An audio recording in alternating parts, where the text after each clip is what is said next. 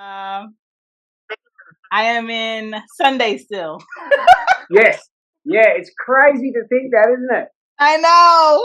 It just blows my mind. And here we are talking to each other, a day away. Right. But it's good though. It's good though. It's nice to see you. Yeah, and you. So, Thank so you're you. doing a podcast, is it, Chantel? Yeah, so it's a new podcast. I've been Yep. podcasting since 2018. And Okay. this new podcast that I want to do is focus on art and Great. people who are creatively inclined and figured Yep. out a way to adult without forgetting that thing that they love to do as kids. Awesome. And so Awesome. I'm trying to show people that you can bridge the gap that is Yep. in most people's lives where they feel like I'm an adult, so I can't do this thing that I love anymore. I have to get a job. Yeah, When yeah. in reality, if you're passionate enough and determined and disciplined, you can figure out a way to make that love that you had as a child cross the lines of adulting and still make a life for yourself. Fabulous. Fabulous. So is it because I know in Europe, artists are taken a lot more serious than here in Australia. Is it so in America? Is it the same sort of thing? It's very very rare to see artists that are making a living out of it. Yes, it's like talented people, you know what they can Yep. do, but it's hard for them to make that sacrifice to go Yes. without having what most people have that have jobs. So some people either give up or some people either just make it like a hobby they do after work is done and they take care of like family Yep. things. And then some Yep. people they do the grind and they sacrifice not being able to do things people their age might do so they can, have that art show that develops into the next thing and the next thing. And then they make that their Yep. career. But I Yes. think art is not as valued as it is in Europe, I agree. I agree. Yeah. and it's It's definitely sad the case here. because I feel like what's the point of going year after year and not seeing new art or seeing what's in people's minds or their point of view. But Yep. so that's why I created the podcast. I'm an art major. I went to Okay. college for design and marketing, but Yep. what I do for work is not design and marketing. It's in insurance, which is boring. It's very blah. Yes. So Yeah. Absolutely. podcasting has become like my little corner of expressing myself creatively and making something creative. So I Great. said I want to focus on people who are also in that, who are also, focused on being creative and Yes. bridging that love that they have to Yep. encourage other people out there who think that they also have to forget that thing. And you really don't have to forget that thing, but you do have to have that like tunnel vision of I'm going to focus on this and I'm going to dedicate time to this. So I Yep. just wanted to kind of like pick your brain a little bit Cool. of how you got to where you are now Yep. from being that creative kid Yep. as in young age and how you just bridge that gap. Yeah. Okay. Right. So my dad's an artist. He's a sculptor, and Mm-hmm. um, so there was a lot of support in the family early on, and we were often frequenting art galleries and things. So I remember at about the age of 8, I reckon maybe even a bit younger, I was excited about art. I was excited about. I went to this gallery in the National Gallery in Victoria, and I saw this self portrait by Rembrandt, Yeah. and I was just blown away. I just thought, this is cool. This is what I want to do. So from that day on, I was Mm-hmm. drawing, mainly drawing because I think that's what happens with younger people. First, they start drawing and they'll go into colour later on. But got to about the age of 15, and everyone's asking, what are you going to do? Get into year 10. You have to start thinking about your career. What are you going to do? And I loved art. I was just loved. But like we were just talking about, I knew no one who was a practicing artist who was making a living from it. Right. So for me, it wasn't a feasible thing to do. But I knew I was going to be always creating. But like you said, it'll be something that I'll do after my work. So I thought, well, I love paint, so I became a sign writer. I did an apprenticeship as a sign writer. Didn't you know that? The writing all the names on shop windows. Yes, I know what that is. Yeah. So I did that. Finished my apprenticeship. Soon realised that I was doing things for other people. I was getting really frustrated because I have to do this style of painting, which was going right against everything. But it was good. But I finished after that, and I thought, right, I'm going to go to university, do my arts degree. So I went to university as a mature age student, and it was there that I started seeing other like-minded people. I started finding, having people who had just the same amount of passion for the arts as I did, and that was amazing. That was so good to see. Oh, hang on, there are other people who feel like me. Yeah. So I finished my degree, my arts degree, and from there I was going to. I thought I was going to be this superstar artist. I was in my head. My passion for the arts was just getting stronger and stronger and stronger. So I went, so I started working at a retail place, like we said earlier. It was about 2 or 3 days a week, and the rest I was painting. So then I had a young family.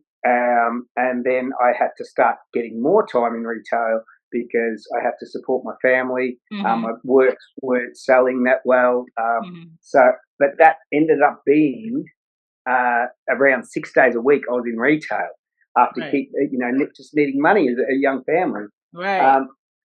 And it was right there at that retail job that I started painting on cardboard. It was okay, because that was one of my questions. Okay. Yeah, okay. So I was I had no money, and I couldn't justify paying $150 for a canvas where we're struggling to buy groceries for the family. Right. So I just couldn't do that. So where I was in retail was motorbikes and lawnmowers, and they all came in these big cardboard boxes. So I thought, well, why don't I just paint on that? And that's how it started. So then I was using oil paint. So I'd prime all the cardboard first, and then paint with oil paints. And from there, it was people did start having a bit of interest in my work after. There was this one big company in Melbourne that manufactured cardboard, and they bought a lot of my work. That was. But still, it wasn't consistent enough to make a living. So I was working about 6 days a week, and I thought I was getting really frustrated, and I wasn't getting enough time to paint. So what I was doing is, once the kids went to bed, say 8 o'clock, 7 or 8 o'clock, I would go in the studio and paint, and I'd paint till 1 in the morning, and just repeat this. And it was getting taxing. It was starting. And how did your family feel about that?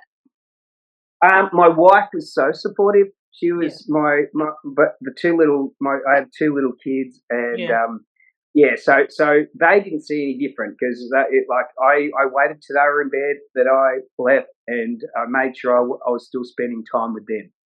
So, but my wife was super, and still is super supportive of my.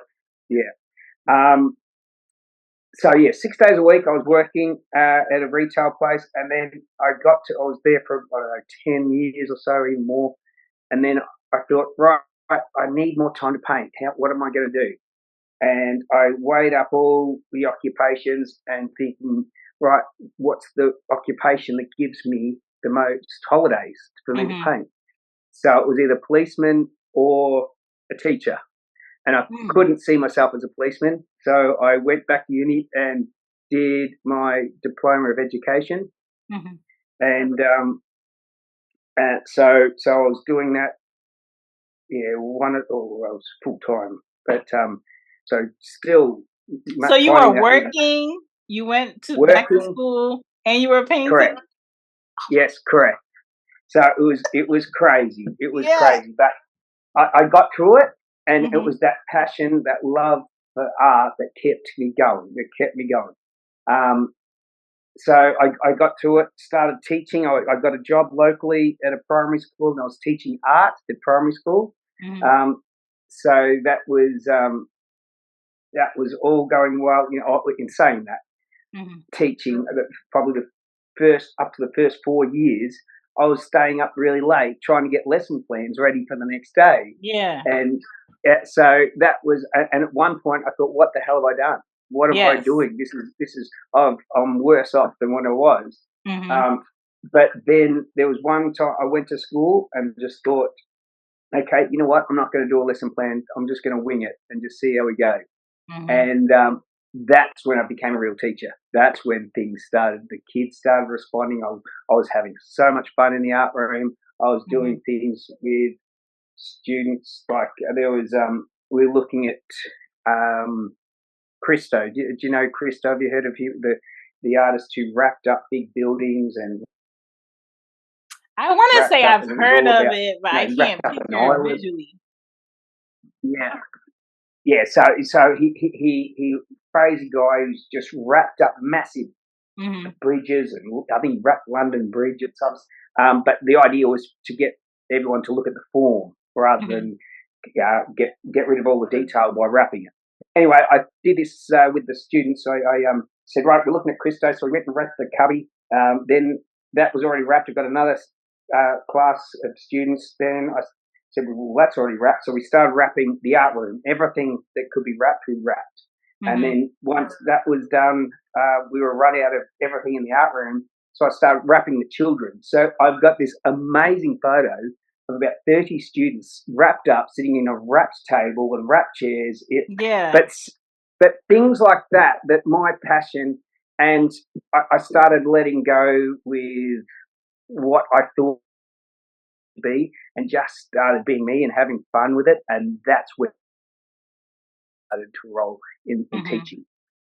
Then it came to about just around COVID, where I just lost that spark for teaching. I'd lost that, and all this things going on with COVID. I thought, right, it's time for me to finish.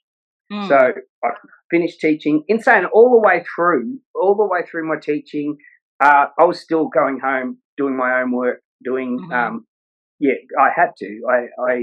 I know you were tired. Yeah, absolutely. I was so tired. And the thing with teaching and a different job, you have to switch your headspace.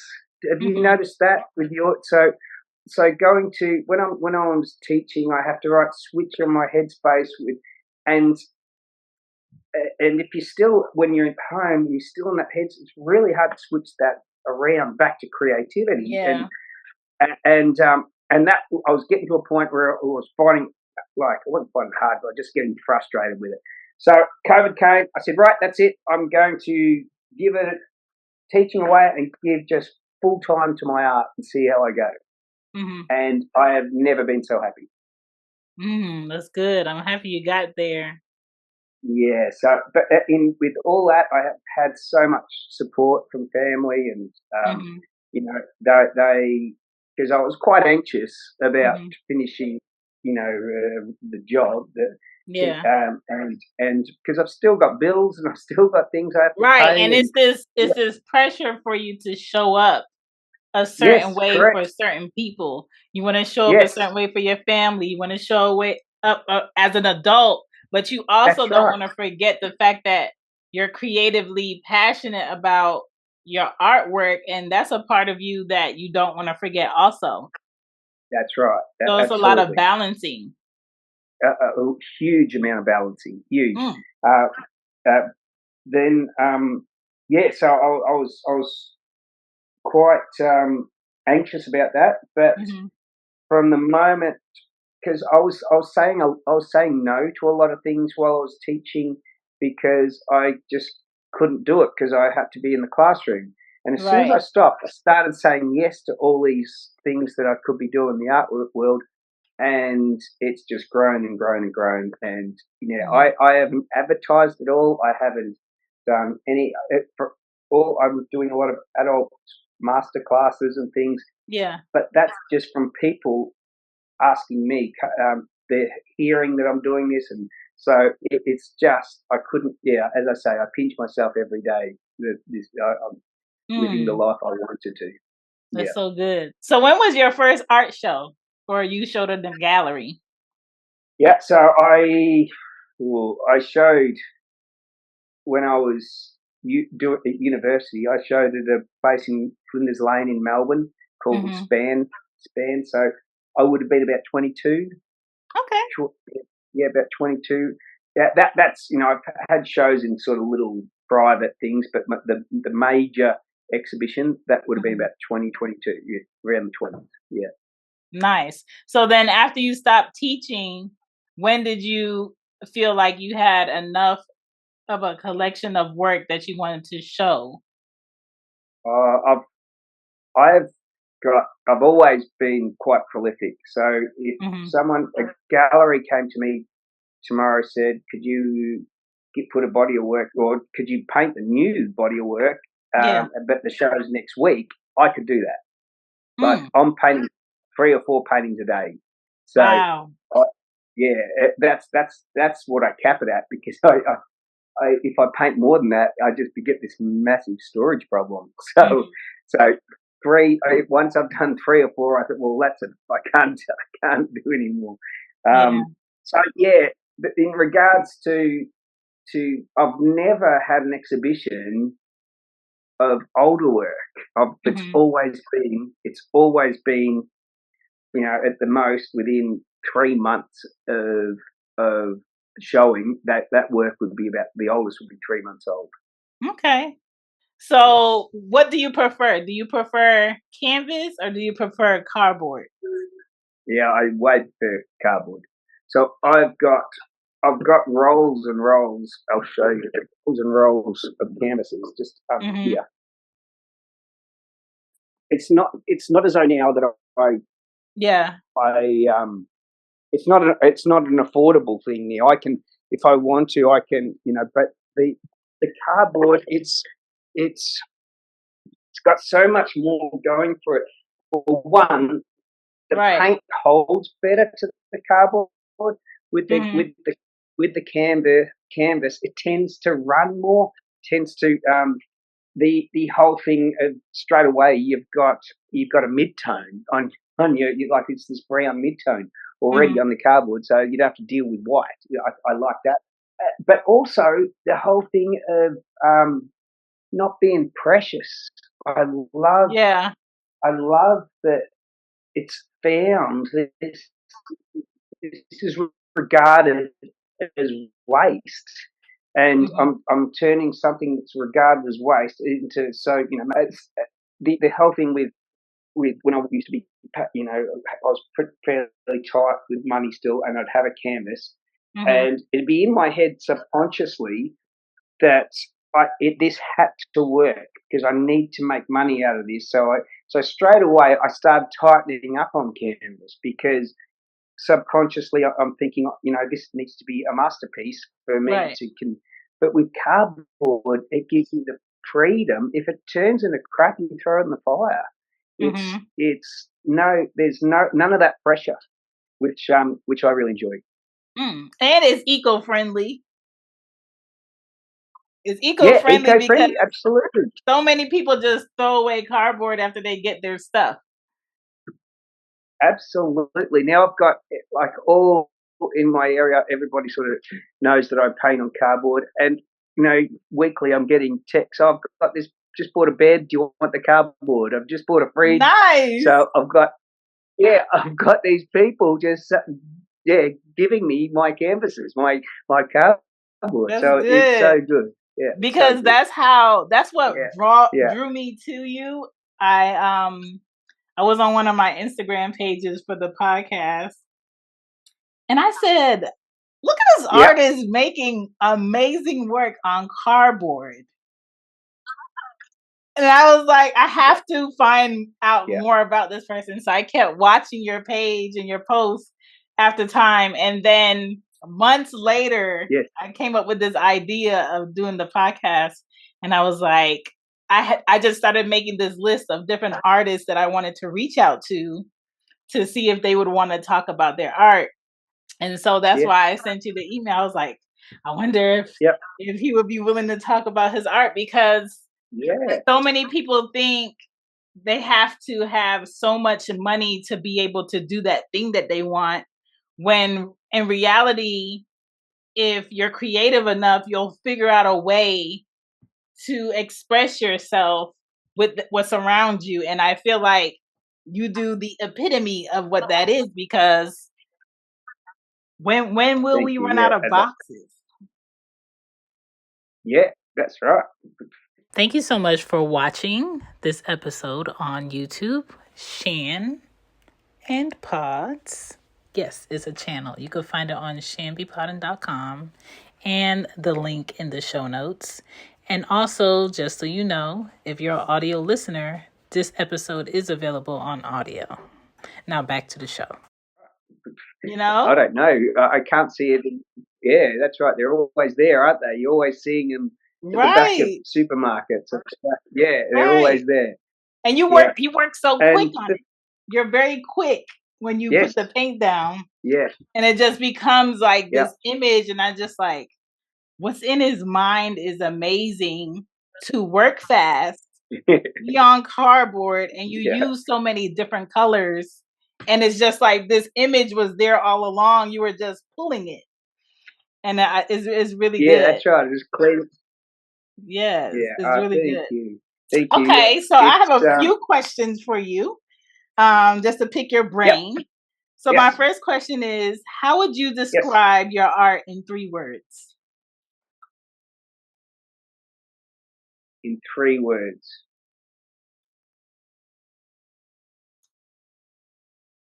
Okay.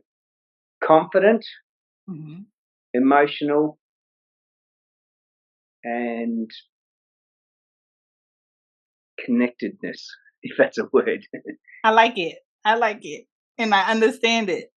Because when I look at the Yeah, way that good. you might use warmer colors to pull in like facial features, I don't need you to Yeah, tell me who that is. I can sort of get an no, idea of what their personality is from how you do the picture. So I get that. fabulous. That's good. Yeah, that's what I'm trying for. Thank you. Yes. Yeah. Yeah. Okay, my second question is, at what age did you realize I'm better at this than most people? I never really compared myself. I Mm-hmm. never compared myself. It was just my own passion. I just drove me. Like I so that I never really looked at contemporaries or very few. Like I'd look at some of the greats, Lucian Freud and Eugenie Saville, and Mm-hmm. but I never really compared myself with contemporaries. I just wanted to do my thing. Mm. Okay. Number 3, did you ever want to have a boring everyday job, or did you know it had to be something creative that you did? Yeah. So my drive for being an artist, it was always there, and Mm-hmm. my thought was even I was never going to do art that I compromised my my own beliefs about art and life. So I was never going to, I've had so many people say, if you painted flowers, you could sell a lot of work, and Mm-hmm. and so I've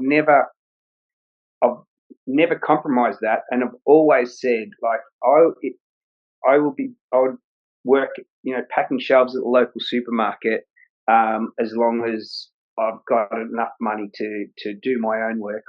I'll do that over being commercial and being uh, so it was something that was always in my mind that I might have to do a boring job Yeah. to be able to do what I want to do. Okay. Yeah, I think we live in a time where people look at talent and they think about how they can duplicate it commercially or Correct. make Yep. money, and a lot of times that's what pulls the passion and the interest out of art is the fact that you keep duplicating it Yep. and it Yep. loses its feel, it loses its greatness, it's what's 100%. intriguing about it because everybody has one, or you can Yep. just go Yep. online and download it and now you have it, when in Yep. reality someone put their time, effort, sweat into creating this. Yes. And for you to feel like just put it on the printer and print it off and sell it, it just like you just kill Yeah. it. Yeah. Yeah. Yeah. Yeah. That to the point where I know an artist. Well, no, a few artists. This artist who he was really big in sort of 80s and 90s. He was Hmm. selling really well. $20,000-$30,000 per work, and then he's still doing the same work Hmm. today. And I think he feels he's stuck.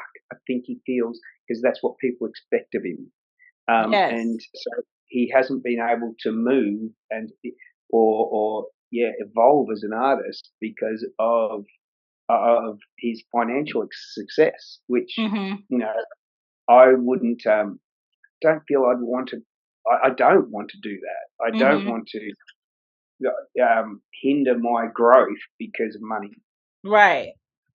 It's like getting a gift and you already know what's under the wrapping. What's the point?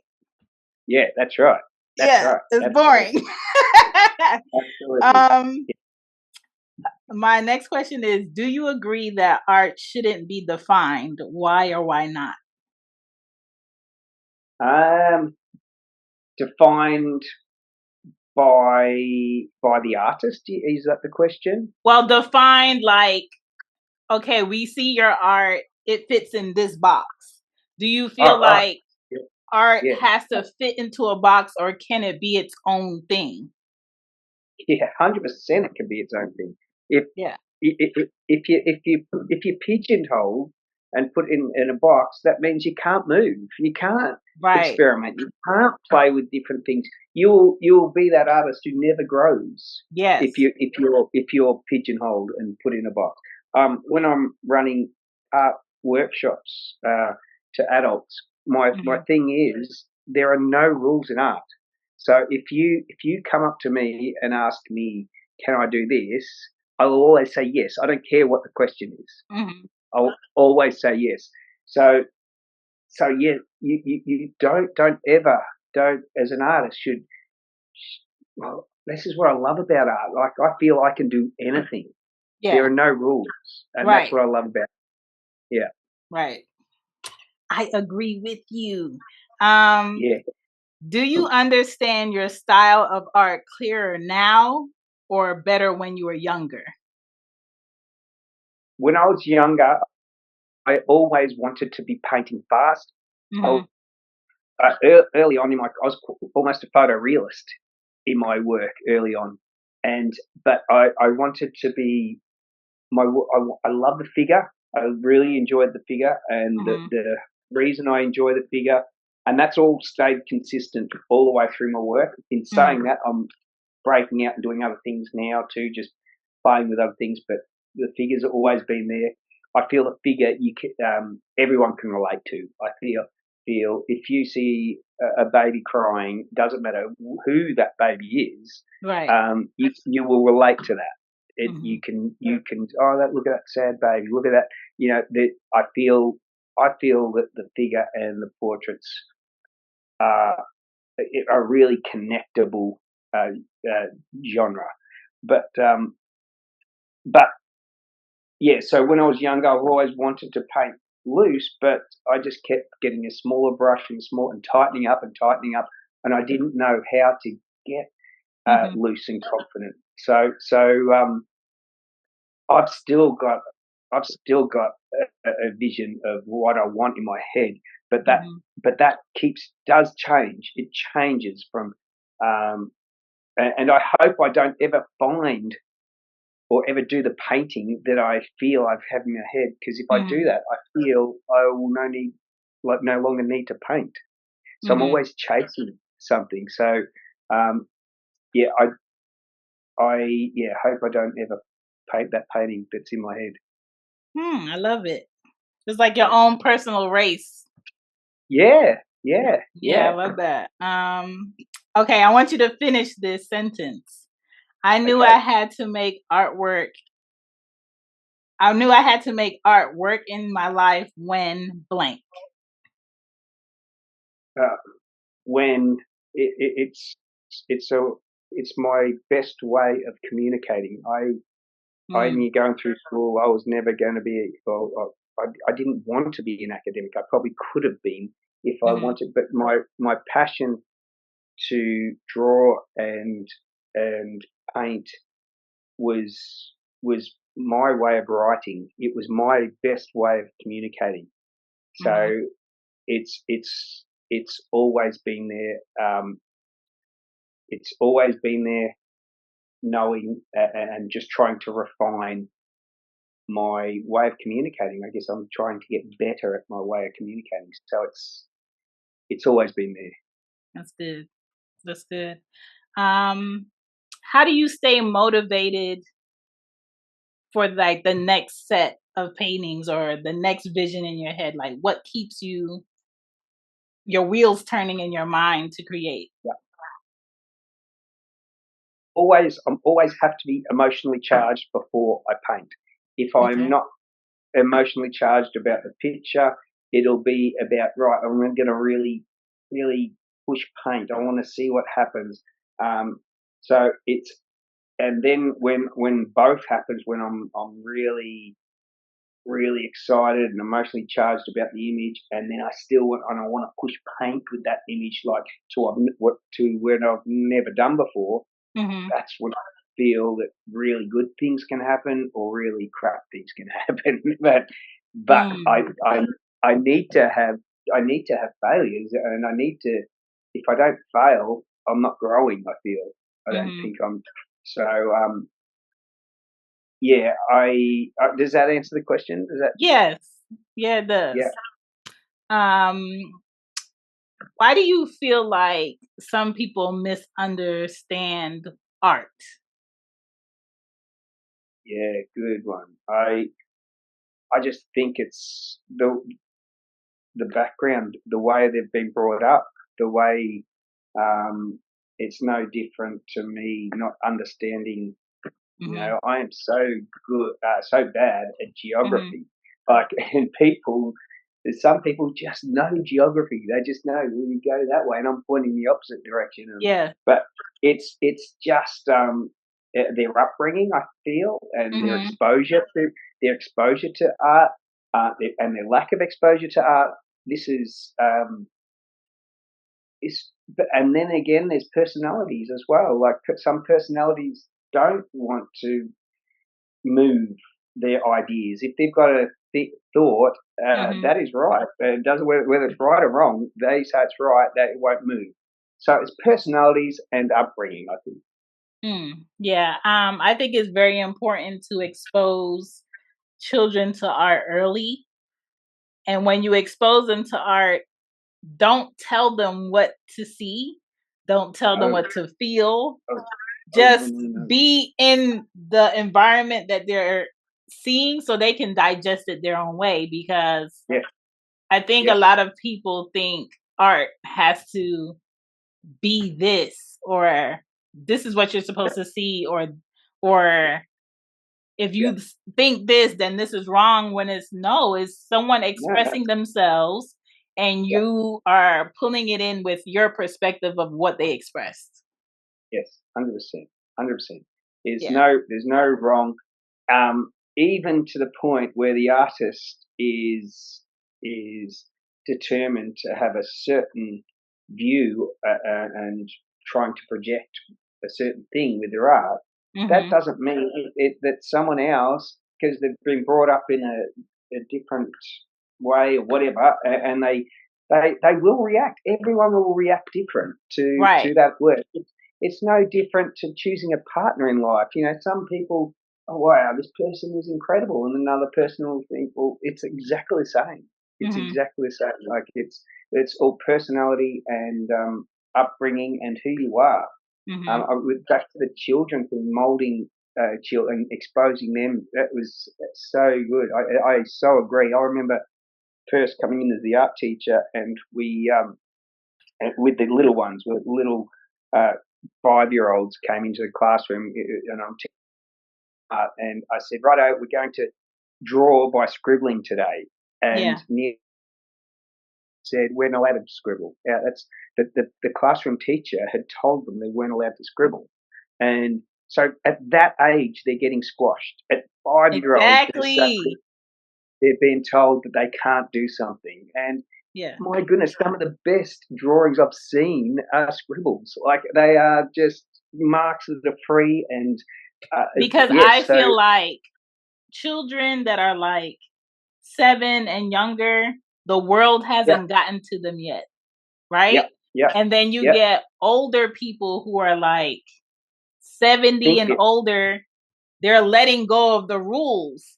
So to be around those two sets of people, it absolutely ignites thought for you to let go of what society is telling you and do that thing that you feel.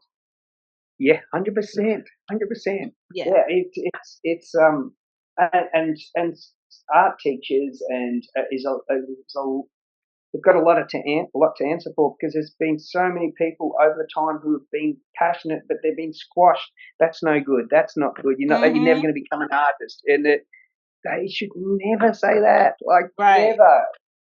It really makes my heart bleed when I know my dad was one. My dad, he was in secondary school, and the art teacher said to him, "You'll never become an artist," and he's a sculptor now.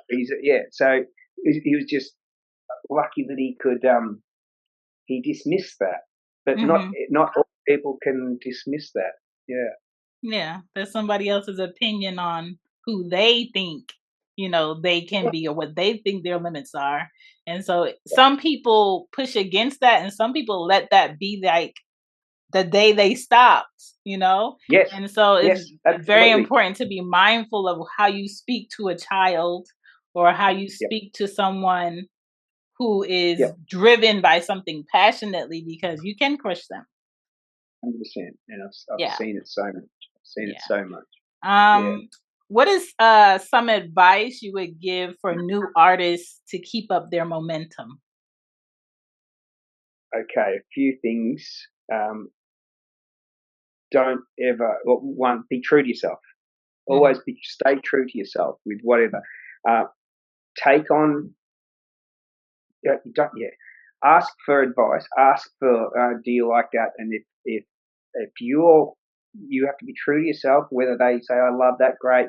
Even if they say, I don't like that, you need to say, okay, well, that's fine. I think it's good work, and be true to yourself in that respect too. Just that's the big thing. Be true to yourself. Be true to yourself. Yeah. I noticed that you use a lot of colors in your work, and they work perfectly together. How do you know when an art piece is finished? Yeah, great. So it's a tough one. I get asked a bit.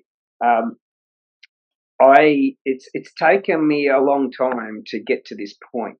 It's taken so at least 20 years and painting every day to get to this point. But now I know if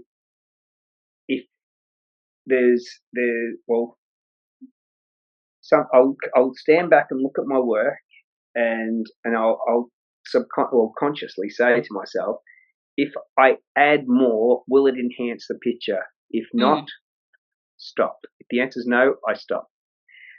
the other thing where I'm at now with I want my brush marks to be fresh and confident. I know if I go over the top of fresh, confident marks, like trot to, so I will sacrifice accuracy for confidence. So if something's wrong, but it's a really nice brush stroke, and I'll leave that rather than move the eye. If the eye is a little bit out or something, I will sacrifice accuracy for confidence. I love that.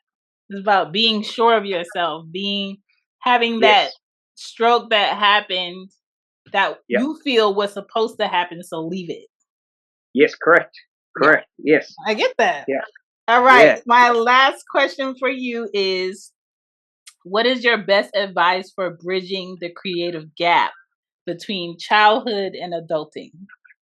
Okay. That's hard. Just stay passionate. Don't let anyone say what you're doing is wrong or bad, or if they do say that, disregard it, and hang on to your passion, and again, be honest with yourself. Like, don't lose sight of that, and don't go chasing what's popular. Don't go what's hot at the minute. Don't you'll so if I've entered a lot of art prizes and you've got into a lot, but I've also not got into a lot. Now I quickly realised that there's always what's hot at the minute with art prizes. I used to chase that, but then if I got rejected from something that I thought I was going to get in, and I didn't get in, I would kick myself because I should have been honest with myself and just did what I thought. Being honest with myself and entered one of those, and so just be honest with yourself. Yeah, that first gut feeling, go with it. Stick with it. Well, thank you so much for letting me pick your brain. Do you have anything so new coming up that you want to share, or? I'm constantly. I'm with a gallery, and I've just told them that I want to. I'm looking for other galleries, because I was supposed to be exclusive to them, and I haven't had any solo shows with them. They're just hanging individual works, and I've got so much work that they've seen, but they said it's not the right time for that. So so recently I've just got in contact with another show in Sydney. So I'm having a show next year in Sydney at another gallery. But I'm always I don't know what I'm doing day to day, so I can't really tell you what's going to be going on. Okay. Well, keep me informed. My email. You can send me anything that you're doing. I don't mind pushing your art to people I know or reposting for you. And thank you. I will definitely let you know when this episode is out. And if there's any artwork that you would like me to also post with the episode, please send it. I will do. I will do. Thank you so much. Enjoy your day. It was lovely talking to you. And same. I must have woken you up early last night. No, it's actually 10:41 p.m. here on Sunday. Okay.